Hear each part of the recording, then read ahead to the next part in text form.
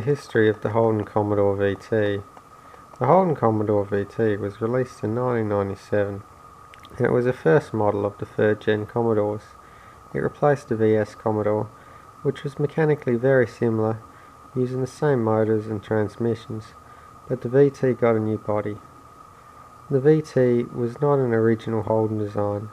It was based off the German Opel Omega, but widened down the middle using an Australian or an American drivetrain, a similar idea to the Australian Mitsubishi Magna, which is a widened Mitsubishi Galant. All VTs were built at the Holden factory in Elizabeth, South Australia. Most of the VT Commodores made were fitted with the Ecotec 3.8 litre V6, a variation of the Buick V6. It is an old school design which has a cast iron block and heads with overhead valves. The Buick V6 at this point had already been used by Holden since the VN Commodore, and it was also used in Buicks, Chevs, Oldsmobiles and Pontiacs in the US. These motors were built in America, in Flint, Michigan, then imported to Australia where they were fitted to most VTs. The 3.8 litre made 147 kilowatt or 197 horsepower and 304 Newton meters of torque or 224 foot-pound, which was decent in its day, but slightly less than its main competitor, the 4 litre Ford Falcon AU.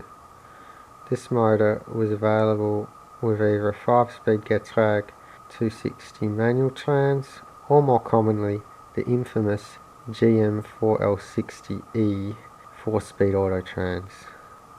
There was also a supercharged version of the 3.8 litre known as the L67, which used an Eaton M90 supercharger and put out 179 kilowatt or 240 horsepower and 300 Newton meters or 280 foot-pound of torque. The other engine available in the VT Series 1 was a Holden 5 litre V8, an Australian designed and built motor that Holden had been using since 1969. This was also to be the last time the Holden V8 was used. It was an overhead valve engine which used a cast iron block and heads, made 179 kilowatt and 430 Newton meters of torque, and these have been nicknamed the Iron Lion. The Series 2 VT was released in 1999, and for the V6, other than a few changes in trim, they were basically unchanged. However, the V8s were a completely different story.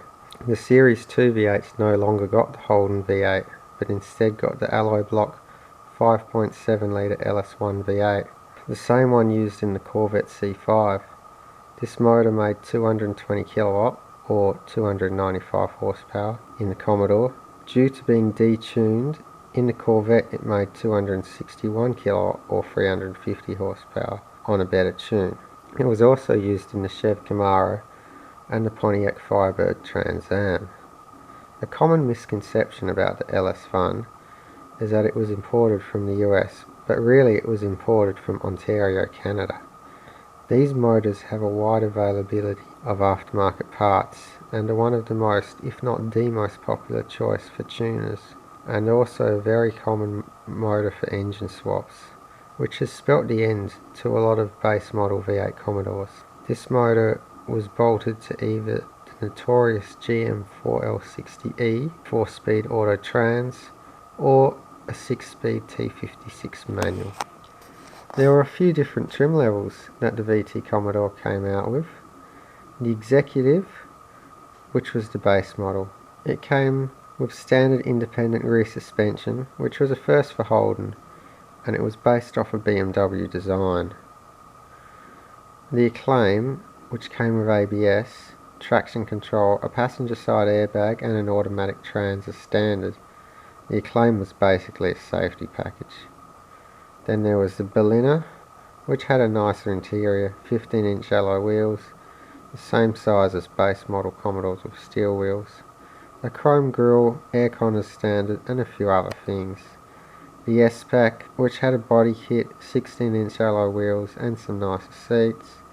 The SS, which was really just an S-Pack with a V8 rather than a 6, but it also had 17-inch alloy wheels, so 1 more inch than the S-Pack, and it had a limited slip diff as standard.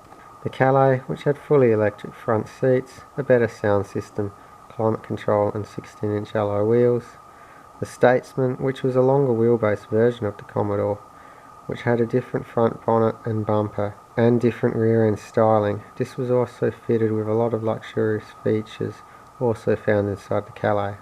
The top end model was the Caprice, which was an even more luxurious version of the Statesman, and it had a few extra features like heated mirrors, chrome exterior door handles, a different grille, and a Cadillac style hood ornament of a Holden line and a reef. All the VT long wheelbase sedans were called the WH, and unlike the Ford Fairlane, which used the station wagon rear doors in its long wheelbase models, the Holden WH had its own rear doors, which are a different shape to both sedan and wagon rear doors. There were also a few limited edition models, which were usually lower spec models fitted with a few fancy bits.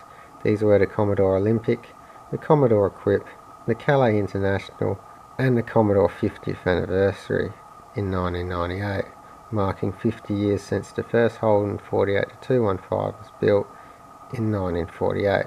There was also a police package, which used wider 15-inch steel wheels, as well as a few other things.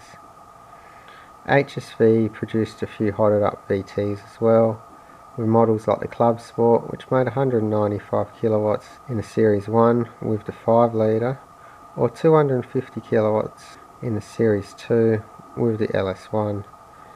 There was also the GTS, the Senator, which was based off the Calais, and the XU8 and XU6, the latter having a supercharged L67 Buick V6. In total, 303,000 VT Commodores were built, making it the most popular Commodore ever built, and there are still a fair few on the roads today. There were never any VT Utes built. Holden continued to produce the previous generation VS Ute alongside the VT sedan and wagon until the release of the VX in 2000. The VX Ute was technically called the VU. The VT was designed to be manufactured in both left and right hand drive versions. The left hand drive versions were sold as Chevrolet Luminas in a few markets in the Middle East, with both V8 and V6 models available. The VT Calais was also sold as the Chevrolet Amiga in Brazil.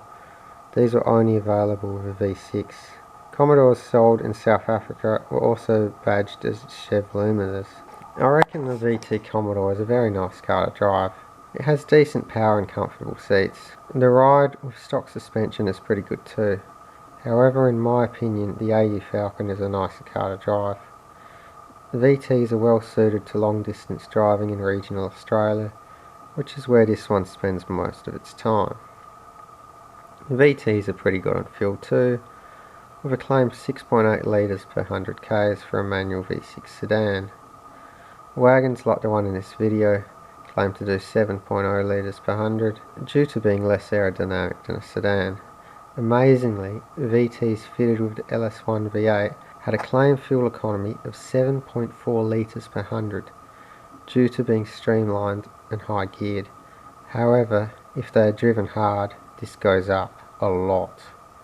The Commodore was also a lot more successful in motor racing than its main competitor, the AU Falcon.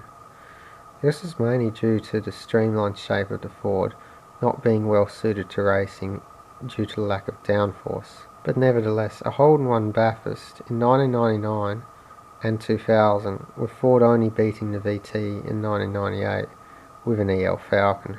The Commodore was fitted with electric windows, had the switch located in the centre console rather than on the doors like most cars. The only other car that has this layout that I can think of is the Mitsubishi Magna. This Commodore, being a base model executive, only got manual windows. When it was first released, the public and the media liked it more than its main rival, the Ford Falcon AU.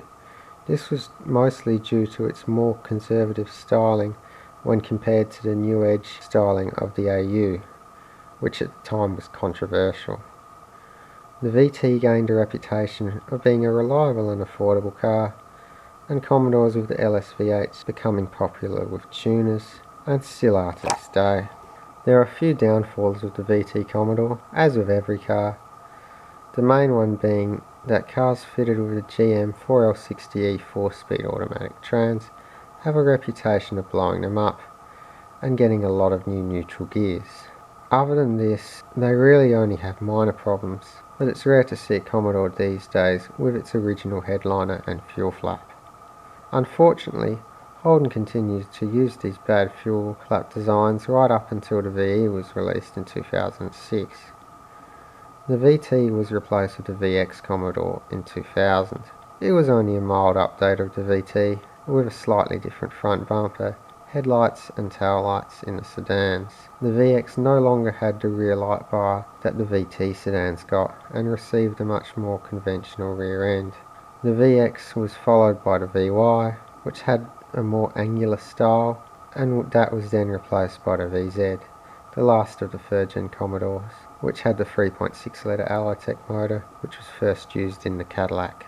These days there are a fair few VT Commodores still on the roads, but a lot less than in the past, when almost every second car you'd see would be a Commodore. They are easy to work on and maintain. Parts for them are relatively cheap and easy to find due to them being so popular back in their day. These days most of the VTs getting around are pretty run down, but there's still a fair few that are kept in great condition. These are usually the performance models of some description, but not always. You can still buy the lower spec models pretty cheap, for only a few $1,000s, but the V8s, especially the manual V8s, have been going up in price for the last few years, and I would not be surprised if the trend keeps going like this for the next decade or two.